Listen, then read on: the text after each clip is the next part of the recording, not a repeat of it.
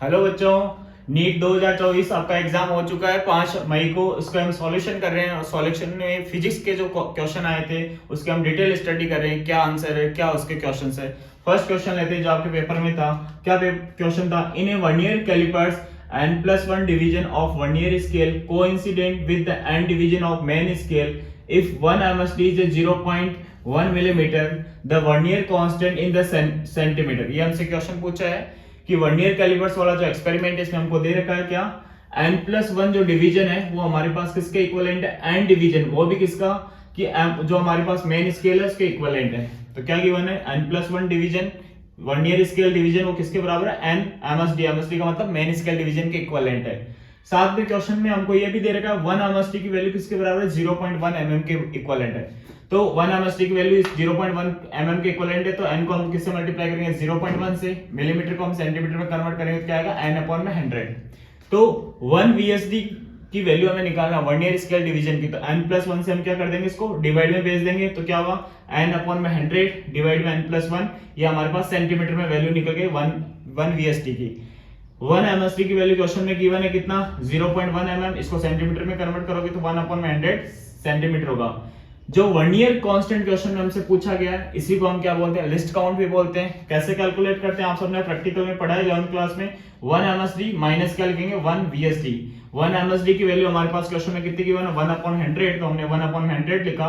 1 VSD की value हमने यहाँ से कैलकुलेट की, वो वैल्यू हमने यहाँ रखी, n/n+1 मल्टीप्लाई में 1/100। इसको सॉल्व करेंगे, एलसीएम लेके तो आंसर क्या आएगा, 1/100 n+1। तो गिवन ऑप्शन कौन सा था, option number B. Second question क्या दे रखा है, if the monochromatic source in the Young's double slit experiment replaced by the white light। Question हमसे ये कह रहा है YDS में जो अपन पढ़ते हैं यंग डबल स्लिट एक्सपेरिमेंट में, उसमें जो मोनोक्रोमेटिक जो लाइट है उसको हम किससे रिप्लेस करते हैं, व्हाइट लाइट से। तो क्या क्या चेंजेस आता है, तो उसके बारे में देखो। पहले इस कॉन्सेप्ट को समझते हैं। YDS क्या होता है, यंग्स डबल स्लिट एक्सपेरिमेंट। हमारे पास क्या होता है, जो सोर्स होती है, सोर्स लाइट से यहाँ से S1 और S2 दो सोर्स में जाता है, और यहाँ हमारे पास स्क्रीन लगी हुई है। इस स्क्रीन के अंदर सबसे बीच में क्या निकल के आता है, सेंट्रल ब्राइट फ्रिंजेस बनती है, फिर डार्क फ्रिंज, फिर ब्राइट फ्रिंज, ऐसे हमारे पास अल्टरनेट फॉर्म में से ये डिजाइन होता है। ये हमारे पास YDS का क्या कॉन्सेप्ट है। यहाँ सोर्स हमने क्या लिया, मोनोक्रोमेटिक सोर्स लिया है। एग्जामिनर ये कह रहा है मोनोक्रोमेटिक जो सोर्स है उसको हम किससे रिप्लेस करते हैं, मोनोक्रोमेटिक सोर्स को हम किससे रिप्लेस करते हैं, व्हाइट लाइट से रिप्लेस करते हैं। तो क्या होगा, इससे ये चेंजेस आएंगे, जो सेंट्रल ब्राइट है वो हमारे पास व्हाइट कलर की हो जाएगी। क्या होता है इससे, सेंट्रल ब्राइट जो फ्रिंज बन रही है वो कैसी कलर की होगी, व्हाइट कलर की आपके पास फ्रिंज बनेगी। और जो रिमेनिंग जो भी फ्रिंजेस है वो हमारे पास क्या होगी, कलर फ्रिंजेस होगी। कैसी होगी, कलर फ्रिंजेस। और उनकी जो विड्थ होगी वो भी क्या होगी, हमारे पास अनइक्वल होगी। उन सबकी विड्थ भी क्या होती है, अनइक्वल होगी। और जो सेंट्रल ब्राइट फ्रिंज है उसके पास में कौन सी आपके पास फ्रिंज होगी, कौन सी होगी, तो विब्ग्योर। यहाँ पे जो हमारे पास कलर फ्रिंजेस निकलेगी उसमें विब्ग्योर के अंदर जो वायलेट कलर है, वायलेट की जो हमारे पास जो लैम्डा होता है वो क्या होता है, लिस्ट होता है। फिर वायलेट का लिस्ट हमारे पास लैम्डा होगा, तो ये हमारे पास व्हाइट कलर के क्या रहेगी, नियरेस्ट। और सबसे दूर कौन सी रहेगी, रेड। रेड का क्या होता है, लैम्डा सबसे ज्यादा होता है, तो सबसे फारेस्ट कौन सी रहेगी, सेंट्रल ब्राइट से रेड।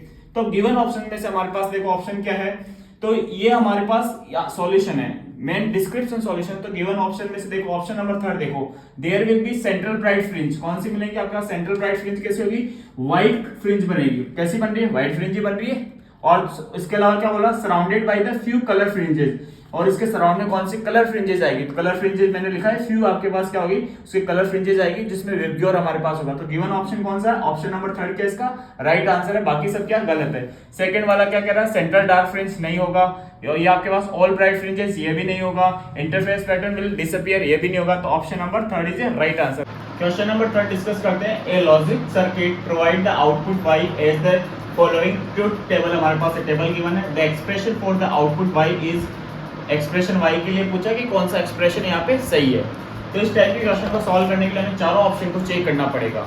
जैसे हमारे पास लकीली फर्स्ट ऑप्शन में अगर हमारे पास सही ऑप्शन निकल के आ जाए तो टाइम सेव हो जाता है। अगर नहीं निकल के आता तो हमें लास्ट ऑप्शन तक हमें क्या करना पड़ेगा, मूव ऑन करना पड़ेगा। फर्स्ट ऑप्शन से अपन करते हैं। यहाँ क्या गिवन है, expression a dot b plus क्या करेगा, a बार। तो देखो इनपुट a और b हमारे पास दे रखा है, तो कितना है 0 0। तो हम क्या लिखेंगे 0.0 प्लस a बार। a बार मतलब 0 का कितना हो जाएगा 1, क्योंकि इनपुट क्या दे रहे हैं 0, तो क्या हो जाएगा यहाँ पे 1 हो जाएगा। सॉल्व करेंगे आएगा 0 प्लस 1 इक्वल टू आउटपुट में आएगा 1। तो 0 0 इनपुट दे रहे हैं तो आउटपुट क्या आ रहा है 1। तो फर्स्ट कंडीशन तो क्या सही है। दूसरे इनपुट के लिए हम इसको चेक करते हैं, तो हम क्या लिख रहे हैं, ए की जगह कितना है, सेकंड इनपुट के लिए 0, बी की वैल्यू कितनी है 1, तो डॉट का लिखेंगे 1 प्लस ए के ऊपर बार, ए की वैल्यू कितनी है 0 है, तो 0 का बार कितना हो जाएगा 1, 0.1 कितना होगा 0 और प्लस क्या होगा 1, तो आउटपुट क्या आएगा 1, और हमारे पास ऑप्शन में आउटपुट क्या देगा 0, तो ये सेकंड कंडीशन को सेटिस्फाई नहीं करा सेकंड वाली, तो ऑप्शन नंबर 1 क्या हो गया, इनकरेक्ट हो गया। तो अब हम ऑप्शन नंबर क्या इसको चेक करते हैं, सेकंड ऑप्शन को हम क्या करते हैं, चेक करते हैं। सेकंड ऑप्शन हमारे पास क्या दे रखा है, बी बार हमारे पास गिवन है, क्या गिवन है, बी बार। तो देखो इनपुट में कितना है, बी में इनपुट में कितना, आउटपुट वाई इक्वल टू क्या गिवन है, B bar, input B equal to कितना है 0, तो 0 जब इनपुट में देंगे तो आउटपुट क्या आएगा हमारे पास 1, तो फर्स्ट कंडीशन सही है। सेकंड में इनपुट में कितना देगा 1, तो 1 का हमारे पास बार कितना होगा 0, तो आउटपुट भी क्या आ रहा है 0, ये भी सही है। नेक्स्ट थर्ड कंडीशन में बात करते हैं, इनपुट बी इक्वल टू कितना है 0, 0 का बार कितना होगा 1, तो ऑप्शन थर्ड हमारे पास आउटपुट है वो भी सही है। फोर्थ की अगर अपन बात करते हैं, इनपुट में कितना गिवन है हमारे पास 1 गिवन है, बी इक्वल टू 1 गिवन है, तो 1 का बार कितना होगा 0, तो ये भी ऑप्शन क्या सही है। तो गिवन में से इसमें से ऑप्शन नंबर बी क्या होगा, राइट है, जो चारों कंडीशन को क्या कर रहा है, चारों इनपुट के लिए आउटपुट को क्या कर रहा है, सेटिस्फाई कर रहा है, तो option B is a right answer. Question 4 के बारे में हम डिस्कस करते हैं। क्या पूछ रहा है, the terminal voltage of the battery which EMF is 10 volt and internal resistance is 1 ohm when connected through an external resistance of 4 ohm as on in the figure. आपके पास एक डायग्राम गिवन है, इस डायग्राम का क्या पूछ रहा है, आपके पास टर्मिनल वोल्टेज हमसे पूछ रहा है। तो इस कॉन्सेप्ट पे अपन बात करते हैं। टर्मिनल वोल्टेज हमारे पास क्या होता है कि ये बैटरी है, ये बैटरी के साथ क्या कनेक्ट है, इसका इंटरनल रेजिस्टेंस आर है। तो यहाँ से जब कभी हम बैटरी से करंट क्या करते हैं, ड्रॉ ऑन करते हैं या बैटरी को करंट सप्लाई करते हैं, तो इसके जो दोनों टर्मिनल्स होते हैं बैटरी के, उसके बीच का जो पोटेंशियल डिफरेंस होता है, उस पोटेंशियल डिफरेंस को हम क्या बोलते हैं, टर्मिनल वोल्टेज बोलते हैं। तो ए और बी के बीच का जो पोटेंशियल डिफरेंस, इसको क्या बोलेंगे, टर्मिनल वोल्टेज हम बोलते हैं। तो इसकी वैल्यू किसके बराबर होती है, V इज इक्वल टू इसकी किसके वैल्यू, अगर करंट हम ड्रॉ ऑन कर रहे हैं सर्किट से, तो हमारे पास क्या होगा, E plus I of E minus और क्या होगा, आई ऑफ आर होगा। कब, जब हम करंट को क्या करते हैं, बैटरी से ड्रॉ ऑन करते हैं, और करंट जब हम सप्लाई करते हैं कहाँ पे, बैटरी को, तो इसका जो हमारे पास होगा टर्मिनल पोटेंशियल वो क्या होगा, E प्लस क्या होगा, आई ऑफ आर। इस वाले केस में, हमारे वाले इस केस में हम करंट क्या कर रहे हैं, बैटरी से ड्रॉ ऑन कर रहे हैं, तो हमारे पास जो टर्मिनल पोटेंशियल की जो फॉर्मूले के अकॉर्डिंग जो इक्वेशन लगेगी, क्या लगेगी, V इज इक्वल क्या, E माइनस आई आर। तो यहाँ से हम बात करते हैं, अब इस कॉन्सेप्ट को हम यहाँ अप्लाई करते हैं। एक तो ये तरीका, और दूसरा हम क्या लगा सकते हैं, इसमें केवीएल लगा लो, आप क्या डायरेक्ट कैलकुलेट कर लो, यहाँ पे केवीएल आप लगा के इसको क्या कर सकते हो, सॉल्व कर सकते हो। एक तरीका ये, एक हम क्या कर सकते हैं, इसमें आई करंट निकाल सकते हैं। I current is equal to क्या लिखते हैं, नेट ईएमएफ अपॉन में क्या लिखते हैं, टोटल रेजिस्टेंस हम कैलकुलेट कर लें। क्या कैलकुलेट कर लें, टोटल रेजिस्टेंस हम कैलकुलेट कर लें। तो नेट ईएमएफ हमारे पास कितना है, यहाँ पे 10 वोल्ट है, टोटल रेजिस्टेंस कितना है 1 ओम और 4 ओम किसमें, सीरीज में, तो टोटल रेजिस्टेंस कितना 4 प्लस 1 इक्वल टू कितना होगा, 10 अपॉन 5 इक्वल टू क्या होगा, 2 एम्पियर। करंट की वैल्यू कितनी निकल गई यहाँ से, 2 एम्पियर निकल के आई।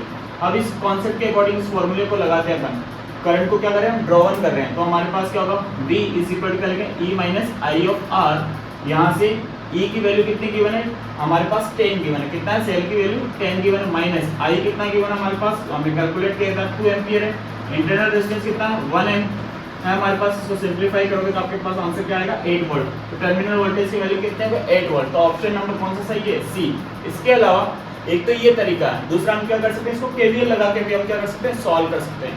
ऑप्शन सेकंड क्या है, केवीएल लगा के हम सॉल्व कर सकते हैं। केवीएल लगाओ, देखें यहाँ पे करंट ऑलवेज हमारे पास किस तरफ फ्लो होती है, पॉजिटिव से किस तरफ फ्लो होती है, नेगेटिव। तो इस 4 ओम के अक्रॉस अगर मुझे पोटेंशियल ड्रॉप लिखना तो क्या लिखेंगे, 4 ऑफ आई। ऐसे 1 ओम के अक्रॉस मुझे पोटेंशियल ड्रॉप करना तो हमारे पास क्या लिखेंगे, 1 ऑफ 1 यहाँ से लिखेंगे और मल्टीप्लाई क्या करते हैं, आई। तो 1 को आई से मल्टीप्लाई करोगे तो आई ही निकल के आएगा आपके पास।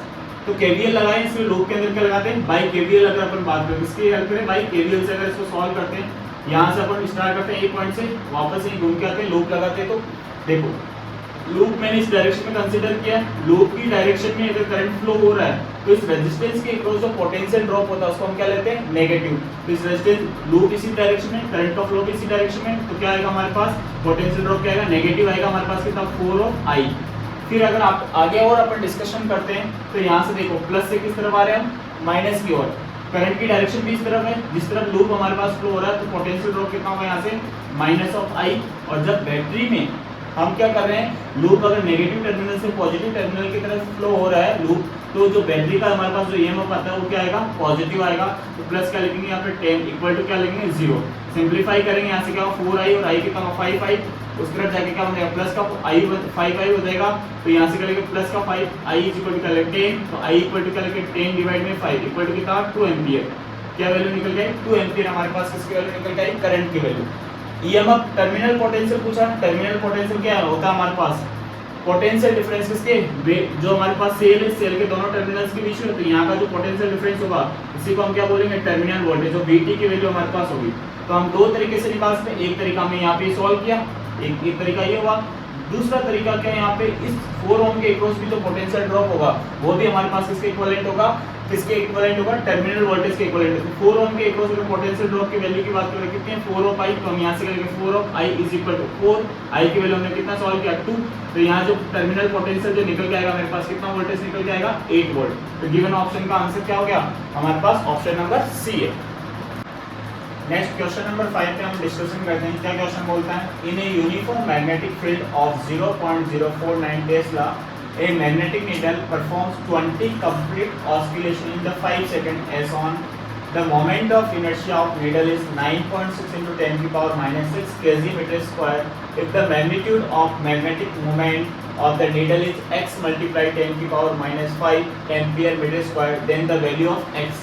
क्वेश्चन आपके पास ये गिवन है कि आपके पास ये मैग्नेटिक फील्ड गिवन है, इस मैग्नेटिक फील्ड में आपके पास नीडल गिवन है, इस नीडल नॉर्थ पोल और साउथ पोल आपके पास ये गिवन है, और जो मैग्नेटिक फील्ड B है इसकी जो वैल्यू क्वेश्चन के अंदर मेंशन है कितना 0.049 टेस्ला हमारे पास वैल्यू है मेंशन, जो मैंने यहाँ पे रख दी है।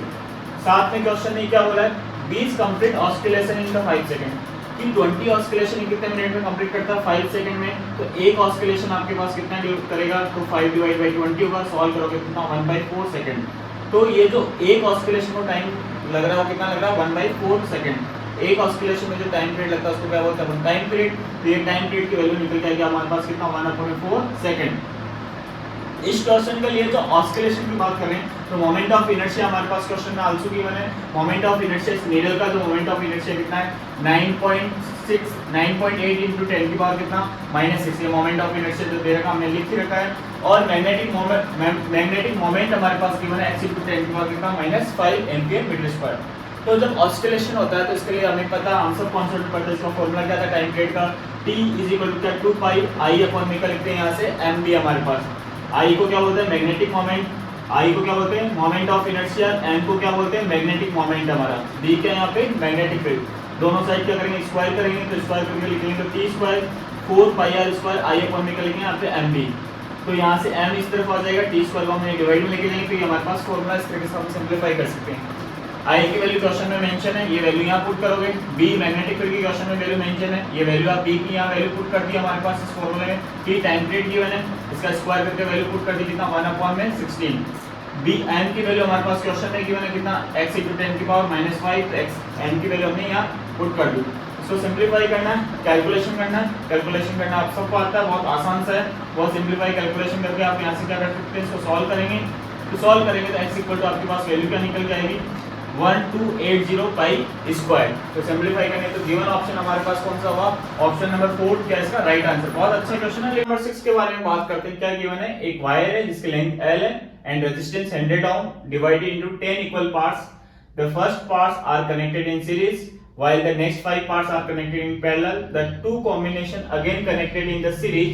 The resistance of then final combination is। तो हमें फाइनल कॉम्बिनेशन क्या निकालना है रेजिस्टेंस हमें कैलकुलेट करना है। देखो क्वेश्चन को समझना, एक ये वायर है मान लो, ये वायर है, इस वायर की जो लेंथ है वो लेंथ एज्यूम कर रखी है कितनी क्वेश्चन में दे रखी है 10 L गिवन, कितनी L, और इसका टोटल रेजिस्टेंस कितना गिवन है 100 ओम गिवन है। इसने क्या किया इस वायर को 10 इक्वल पार्ट्स में डिवाइड कर दिया, कितने पार्ट्स में 10 इक्वल पार्ट्स में से डिवाइड कर दिया। 10 इक्वल पार्ट्स में अगर वायर को डिवाइड करेगा तो रेजिस्टेंस पर यूनिट लेंथ मतलब ईच वायर की जो हमारे पास होगी रेजिस्टेंस पर यूनिट लेंथ की अगर अपन बात करते हैं जितना भी हमारे पास लेंथ होगी उसमें अगर डिवाइड करेंगे तो रेजिस्टेंस पर यूनिट लेंथ की वैल्यू कितनी निकल जाएगी 10 ओम। हर रेजिस्टेंस की वैल्यू कितनी निकले 10 ओम, कितनी निकले 10 ओम। ये हमारे पास हर रेजिस्टेंस की जब 10 पार्ट्स में इसको डिवाइड कर दिया, इसमें से 5 रेजिस्टेंस को इसमें किसने कनेक्ट किया सीरीज के अंदर, जैसे 1 2 3 4 और नेक्स्ट कौन सा 5, ये 5 किस में कनेक्ट है सीरीज में। इसकी वैल्यू कितनी 10 ओम है, इसकी भी 10 है, इसकी भी 10 ओम है, इसकी भी 10 ओम वैल्यू है और इसकी भी हमारे पास कितनी 10 ओम। और नेक्स्ट 5 को इसने किसने कनेक्ट कर दिया पैरेलल के अंदर कनेक्ट किया और फिर इन दोनों को किसमें कनेक्ट किया सीरीज में। तो अगला जो 5 पार्ट है हमारे पास इसको किसमें कनेक्ट कर दिया सब पैरेलल में। 10 ओम ये है हमारे पास, 10 ओम आपके पास ये वाला रेजिस्टेंस है, फिर नेक्स्ट 10 ओम हमारे पास ये वाला रेजिस्टेंस है, फिर नेक्स्ट हमारे पास क्या है, ये वाला 10 ओम रेजिस्टेंस है, और फिर नेक्स्ट वाला जो हमारे पास कितना है, ये 10 ओम रेजिस्टेंस है। इन सभी रेजिस्टेंस को इसने किस में कनेक्ट कर दिया, पैरेलल के अंदर कनेक्ट कर दिया, और फिर इन दोनों कॉम्बिनेशन को इसमें कनेक्ट कर दिया इसने सीरीज में। और हमसे पूछ रहा है तब इस फाइनल कॉम्बिनेशन में ए और बी के बीच के इक्विवेलेंट क्या निकालना है, रेजिस्टेंस की वैल्यू निकालनी है। तो ये नेक्स्ट जो 5 ओम रेजिस्टेंस है किसमें, सीरीज में, और सीरीज का हमें पता है RS इक्वल टू क्या लिखते हैं, R1 plus R2 plus R3 dot dot जितनी हमारे वैल्यू, तो RS इक्वल टू कितना होगा, 10 प्लस 10 प्लस 10 प्लस 10 प्लस कितना होगा 10, तो टोटल रेजिस्टेंस की वैल्यू कितनी आएगी यहाँ से 50 ओम, कितनी आएगी 50 ओम हमारे पास निकल जाएगी। और नेक्स्ट जो ये 5 है ये किसके अंदर कनेक्टेड है, आपके पास पैरेलल में कनेक्टेड है। पैरेलल का रेजिस्टेंस कॉम्बिनेशन हम सबको पता है 1/R इक्वल टू क्या होता है, 1/R1 प्लस 1/R2 प्लस जितने भी रेजिस्टेंस है 1/R3, ऐसे हमारे पास पैरेलल कॉम्बिनेशन होगा।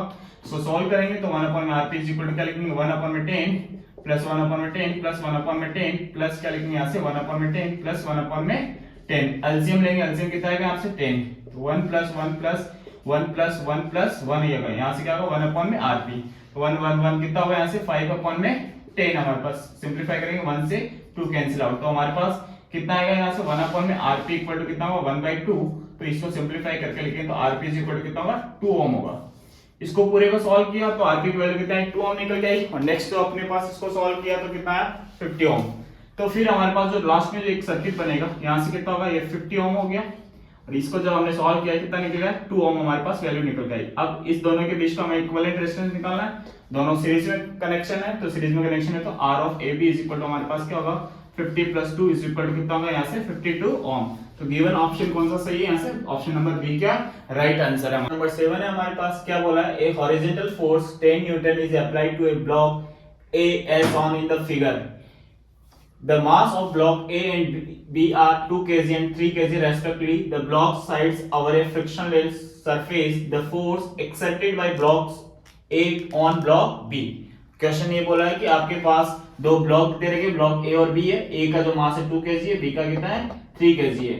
A ब्लॉक पे हम कितना फोर्स लगा रहे हैं, 10 न्यूटन फोर्स लगा रहे हैं, तो force exerted by block A on B, तो A B पे कितना फोर्स लगा रहा है वो फोर्स की वैल्यू हमें कैलकुलेट करनी है। तो हमें पता दोनों ब्लॉक कनेक्टेड है, फ्रिक्शनलेस हमारे पास है, सरफेस है, तो इसका जो कॉमन एक्सेलरेशन आएगा, दोनों ब्लॉक इस तरफ मूव करेंगे और जो मूव करेंगे इसका जो एक्सेलरेशन आएगा A कॉमन, उस एक्सेलरेशन की बात कर रहे हैं, A कॉमन एक्सेलरेशन की अगर अपन बात करते हैं, जो कॉमन एक्सेलरेशन आएगा वो क्या लिखेंगे नेट फोर्स अपॉन में क्या लिखेंगे टोटल मास हमारे पास होगा। तो मास यहाँ पे कितना है 2 kg प्लस 3 kg, और फोर्स कितने गिवन है 10 न्यूटन, तो डिवाइड बाय 5 इक्वल टू क्या होगा 2 मीटर पर सेकंड स्क्वायर क्या हुआ एक्सेलरेशन आया।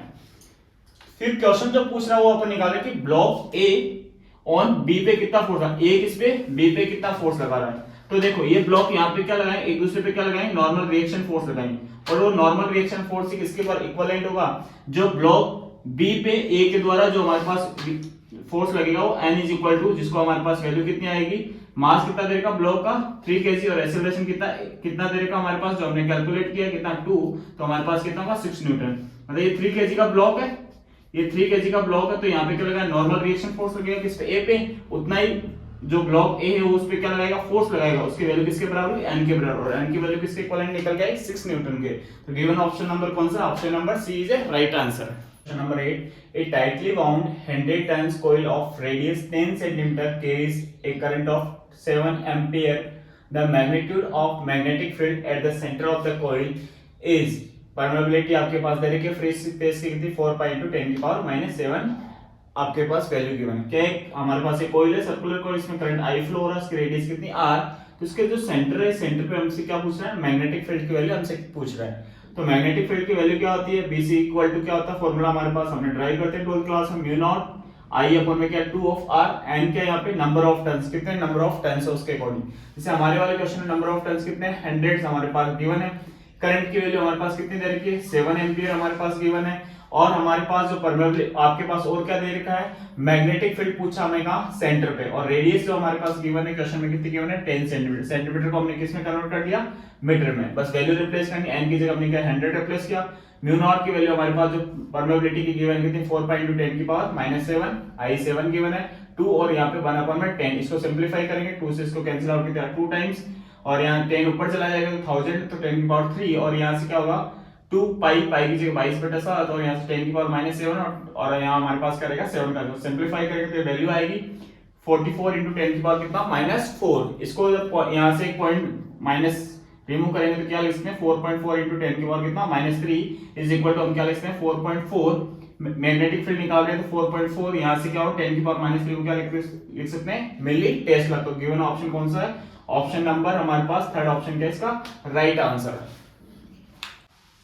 नेक्स्ट क्वेश्चन के बारे में अपन बात करते हैं। एक आइडियल ट्रांसफार्मर है जिसके टर्न्स रेशियो क्या गिवन है Np/ns इक्वल टू 1/2 और द रेशियो Vs और Vp इज इक्वल टू, ये हमसे पूछा है।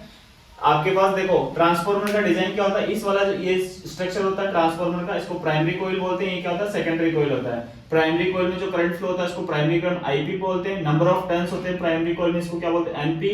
और जो प्राइमरी जो कोइल है उसमें पोटेंशियल इसको क्या बोलते हैं वीपी। सिमिलरली ऐसे ही हम क्या करते हैं सेकेंडरी कोइल में जो पोटेंशियल इसको क्या बोलेंगे वीएस, नंबर ऑफ टर्न्स को क्या बोलेंगे एनएस और इसमें जो करंट फ्लो होता है इसको क्या बोलते हैं आई ऑफ एस हम बोलते हैं। इनमें रिलेशनशिप निकल के आता है इन तीनों में क्या Np/ns इज इक्वल टू क्या था Vp/Vs इज इक्वल टू क्या था Is/Ip। ये जब हम 12th क्लास में जो डेरिवेशंस पढ़ते हैं तो उसमें रिलेशनशिप हमारे पास निकल के आता है। तो हमसे इस क्वेश्चन में पूछा Vs/Vp की वैल्यू बताओ। तो ये दोनों Np/ns की वैल्यू हमारे पास गिवन है 1/2, तो यहाँ वैल्यू रिप्लेस करेंगे 1/2 Vp/Vs Vp/Vs। पूछा गया क्वेश्चन में Vs/Vp, तो इसको क्या कर दो जस्ट रिवर्स कर दो। तो गिवन ऑप्शन नंबर कौन सा, ऑप्शन नंबर बी क्या इसका राइट आंसर है। मेरे पास नेक्स्ट क्वेश्चन है the graph which shows the variation of 1/λ² and its kinetic energy E is where lambda is a de Broglie wavelength of a free particle. आपके पास चार option given है और इसमें से पूछा है कि 1/λ² और जो एनर्जी है काइनेटिक एनर्जी उसके बीच में आपको क्या बनाना है ग्राफ, इसमें से कौन सा सही है। और लैम्डा हमारे पास क्या है डी ब्रॉगली हमारे पास वेवलेंथ है। तो हमें पता है डी ब्रॉगली हाइपोथेसिस से लैम्डा इक्वल टू क्या होता है h/p। तो 1/λ को क्या लिखते हैं p/h, बोथ साइड क्या करते हैं स्क्वायर, तो क्या लिखेंगे 1/λ² इक्वल टू क्या लिखेंगे p² काइनेटिक एनर्जी का फार्मूला होता है 1/2 ऑफ m ऑफ v²। हमारे पास काइनेटिक एनर्जी का फार्मूला होता है, ऊपर नीचे हम इसको m से मल्टीप्लाई करते हैं तो हमारे पास क्या होगा 2 ऑफ m डिवाइड में आ जाएगा, यहाँ m और m क्या होगा m² और v²। तो क्या लिखते हैं mv² अपॉन में क्या लिखते हैं 2m और m और v का प्रोडक्ट किसके बराबर होता है मोमेंटम के इक्वल होता है। तो m v का स्क्वायर है तो p² अपॉन में क्या लिखेंगे 2m को हम क्या करेंगे काइनेटिक एनर्जी से क्या कर देंगे मल्टीप्लाई, तो ke मल्टीप्लाई में क्या 2m और तो p² बराबर क्या होगा ke मल्टीप्लाई में 2m। यहां से p² की वैल्यू को हम यहां रिप्लेस करेंगे तो हमारे पास क्या निकल के आएगा 1/λ² 2m अपॉन में h² और काइनेटिक एनर्जी मास फिक्स होता है, h फिक्स होता है, 2 फिक्स होता है, ये सब पूरी क्वांटिटी क्या है कांस्टेंट। तो 1/λ² और जो काइनेटिक एनर्जी ग्राफ जो निकल के आएगा वो कैसा आएगा आपके पास डायरेक्टली प्रोपोर्शनल होगा। तो इसमें से गिवन ऑप्शन में से कौन सा होगा कि जो हमारे पास ऑप्शन नंबर डी है वहां आपके पास क्या होगा गिवन ऑप्शन राइट है, क्योंकि आपके पास अगर काइनेटिक एनर्जी 0 होगी तो 1/λ² भी क्या होगा 0 होगा। तो ऑप्शन नंबर डी क्या है इसका राइट आंसर।